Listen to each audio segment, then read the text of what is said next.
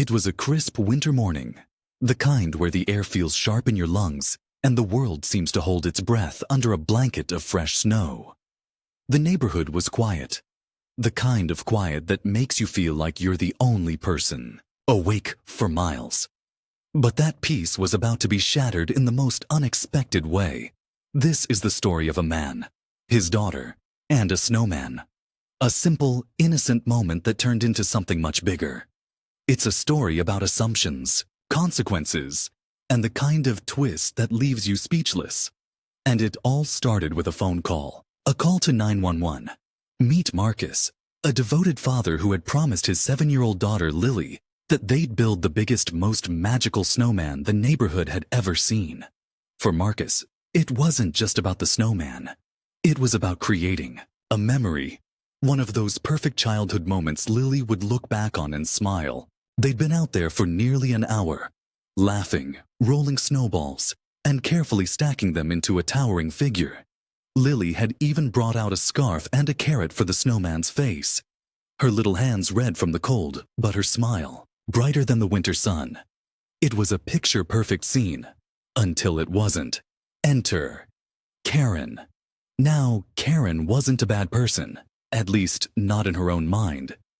She was the kind of neighbor who always kept her curtains slightly open just enough to keep an eye on the comings and goings of the street. She prided herself on being vigilant, on looking out for the community. But sometimes, that vigilance crossed a line. And on this particular morning, it crossed a very big line. From her window, Karen saw Marcus and Lily in the park across the street. She saw a black man she didn't recognize, dressed in a heavy coat and gloves, kneeling in the snow with a little girl. And for reasons only Karen could explain, her mind started racing. Before Marcus even noticed her, Karen was on the phone with 911. Her voice was tense, urgent. "There's a man in the park," she said. "He's with a little girl, and I don't think she's supposed to be with him. It just doesn't look right." The dispatcher asked for more details, but Karen didn't have any. She didn't know Marcus's name, didn't know he was Lily's father, didn't know that this was a moment of pure joy for both of them. All she saw was what she thought she saw, and that was enough for her to make the call. Minutes later, the sound of sirens cut through the quiet morning. Marcus looked up, confused, as a police car pulled into the park. Lily tugged on his sleeve, her eyes wide. "Daddy, what's happening?" she asked. Marcus didn't have an answer. He watched as 2 officers stepped out of the car, their expressions serious.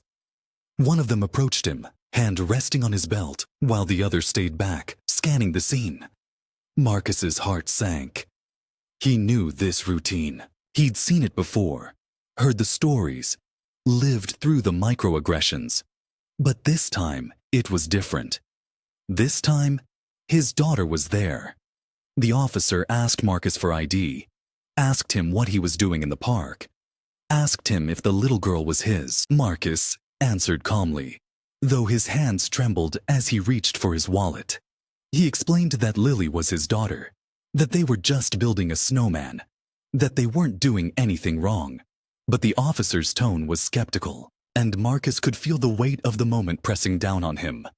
He glanced at Lily, who was now hiding behind his leg, her earlier joy replaced by fear. He wanted to protect her, to shield her from this, but there was nothing he could do. Meanwhile, Karen watched from her window, her arms crossed. She felt justified, convinced she'd done the right thing. But as the scene unfolded, a small doubt began to creep in. What if she'd been wrong? What if this man wasn't a threat? What if she just ruined a perfectly innocent moment? She shook the thought away. No, she told herself. She was just being cautious. That's what good neighbors do. But then something happened that Karen never could have predicted.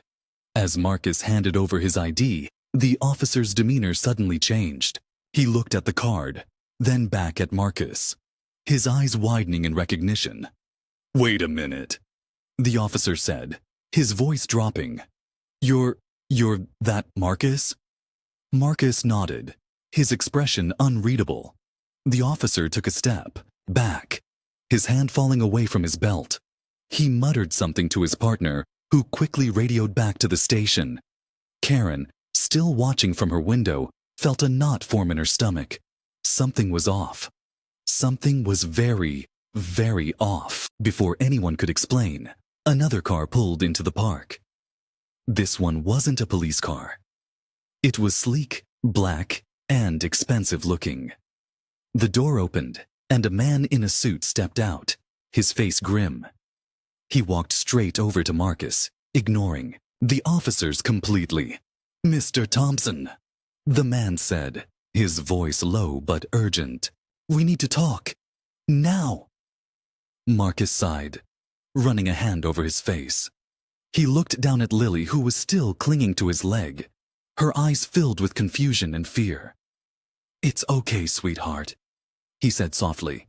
"Daddy just needs to handle something real quick." Karen's heart was pounding now. Who was this man? What was going on?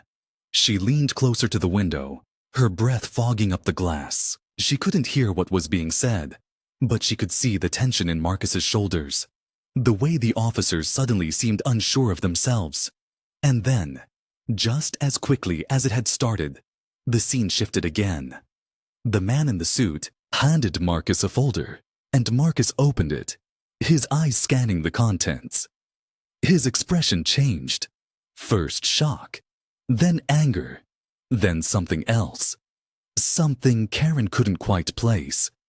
Marcus closed the folder and handed it back to the man in the suit. He said something, his voice too low for Karen to hear, but the man nodded and got back into his car.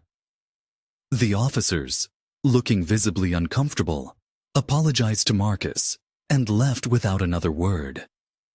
Marcus stood there for a moment, staring at the ground, before finally turning back to Lily. "Come on, sweetheart," he said, his voice steady but heavy. "Let's go home." Karen watched as Marcus took Lily's hand and walked away, the snowman standing unfinished behind them. Her mind was racing. What had just happened? Who was Marcus really? And what was in that folder? She felt a chill. That had nothing to do with the winter air. She had no idea what she'd just stumbled into. But one thing was clear. This wasn't over. Not even close. And as Marcus and Lily disappeared down the street, Karen couldn't shake the feeling that she'd just opened a door she wasn't ready to walk through. A door that would change everything. But for now, all she could do was wait. Wait and wonder what Marcus had found out, and what it meant for her.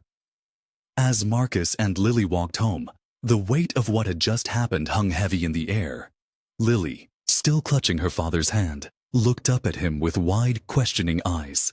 "Daddy, why were those policemen talking to you?" she asked, her voice small and uncertain. Marcus forced a smile, though it didn't quite reach his eyes. "It's nothing to worry about, sweetheart," he said, squeezing her hand gently. "Sometimes people make mistakes, and they just need to ask questions to figure things out." Lily nodded, but Marcus could tell she wasn't entirely convinced. He hated that she had to see any of this, hated that her innocence was being chipped away by the world's unfairness. But he also knew he couldn't shield her from everything. All he could do was be there for her, to guide her through the tough moments as best he could. When they got home, Marcus helped Lily out of her snow-covered boots and coat, then sent her off to warm up with a cup of hot chocolate. As she padded off to the kitchen, Marcus sank into the couch, his mind racing. The folder the man in the suit had given him was still burning a hole in his thoughts. He hadn't wanted to open it in front of Lily, hadn't wanted to risk her seeing whatever was inside. But now, alone in the quiet of the living room, he couldn't put it off any longer. He reached into his coat pocket and pulled out the folder, his hands trembling slightly as he opened it. Inside were documents, official-looking papers with seals and signatures. Marcus's eyes scanned the pages, his heart pounding as he realized what he was holding. It was a legal notice, something he'd been waiting for, but hadn't expected to come like this. The words blurred together as he read, his mind struggling to process what it all meant. This wasn't just about him anymore. This was bigger, much bigger, and it was about to change everything. Meanwhile, back at her house, Karen was pacing, her living room, her mind a whirlwind of confusion and guilt. She couldn't stop replaying the scene in her head. The police, the man in the suit, the way Marcus had looked at her before he left. She'd only been trying to do the right thing, hadn't she? But now, doubt was gnawing at her, making her question everything. Who was Marcus? What was in that folder? And why had the police backed off so quickly? She felt like she'd stumbled into something far beyond her understanding, and it terrified her. Karen wasn't the type to sit still when she didn't have answers. She grabbed her phone and started searching, typing Marcus's name into every search engine she could think of. At first, nothing came up. Just a few social media profiles. That didn't tell her much. But then, buried in the results, she found something. An article from a few years ago. One she'd never seen before. Her breath caught as she read the headline. Local man exposes corruption in city government. The article was about Marcus, but it wasn't the Marcus she thought she knew. This Marcus was a whistleblower, someone who had risked everything to bring the truth to light. Karen's hand shook as she scrolled through the article, her heart sinking with every word. She had no idea. No idea at all. As the pieces started to come together, Karen felt a wave of shame wash over her. She judged Marcus without knowing anything about him, without even bothering to ask. And now, she realized, she might have just made things worse for him. But why had the man in the suit shown up? What did he want with Marcus? The questions kept coming, and Karen didn't have any answers. All she knew was that she needed to find out more. She couldn't just let this go. Back at Marcus's house, Lily was curled up on the couch with her hot chocolate, her earlier fear slowly fading as she sipped the warm drink. Marcus sat beside her, the folder still in his hands. He knew he needed to explain things to her, to prepare her for what might be coming, but he didn't know where to start. How do you tell a 7-year-old that the world isn't always fair? That sometimes people will judge you for things you can't control? He took a deep breath and turned to her. Lily, he said softly, there's something I need to talk to you about. Lily looked up at him, her eyes wide and trusting. What is it, Daddy? She asked. Marcus hesitated, choosing his words carefully. You know how we were building that snowman today, and those policemen came over? Lily nodded. Well, sometimes people make assumptions about others based on how they look or where they're from. And those assumptions aren't always right. Today, someone thought I was doing something wrong just because of the way I look. But I wasn't. And that's why the policeman came.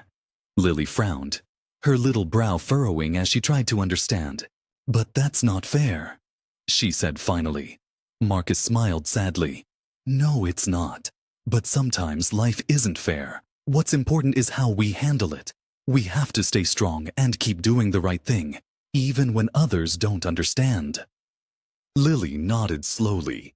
Though Marcus could tell she was still processing everything, he pulled her into a hug, holding her close. No matter what happens, I'll always be here for you, okay? He whispered. Lily hugged him back tightly. Okay, Daddy. As the day turned to evening, Marcus couldn't shake the feeling that something big was coming. The legal notice, the man in the suit, the way the police had reacted. It all pointed to something he couldn't ignore. He knew he needed to act, to protect himself and Lily, but he didn't know where to start. He thought about calling his lawyer, about reaching out to the few allies he still had, but every option felt risky. The truth was, he was scared. Scared of what might happen next, scared of what it might mean for his family. And then, just as He was about to dial his lawyer's number. His phone buzzed. It was a text from an unknown number. Marcus's heart skipped a beat as he read the message. "We need to talk. Tonight. Don't bring anyone." There was no name, no explanation, just an address and a time. Marcus stared at the screen, his mind racing. Who was this from? Was it the man in the suit? Or someone else entirely? He didn't know, but he knew he couldn't ignore it. Whatever was happening, it was bigger than him now, and he needed to find out what was going on. As he got ready to leave, Marcus glanced at Lily, who was now asleep on the couch, her hot chocolate forgotten on the table. He hated leaving her, even for a moment, but he didn't have a choice. He scribbled a quick note for the babysitter, then grabbed his coat and headed out the door. The night was cold and quiet, the streets empty as he made his way to the address in the text. His mind was a whirlwind of thoughts, each one more unsettling than the last. What was he walking into? And who was waiting for him? When he arrived at the address, it was a nondescript building on the edge of town, the kind of place you'd drive past without a second thought. Marcus parked his car and stepped out, his breath visible in the cold air. He hesitated for a moment, then walked up to the door and knocked. It opened almost immediately, revealing a man in a dark suit, the same man from the park. "Mr. Thompson," the man said, his voice low. "We've been expecting you." Marcus stepped inside, the door closing behind him with a soft click. He had no idea what was about to happen, but he knew one thing for sure. His life was about to change forever.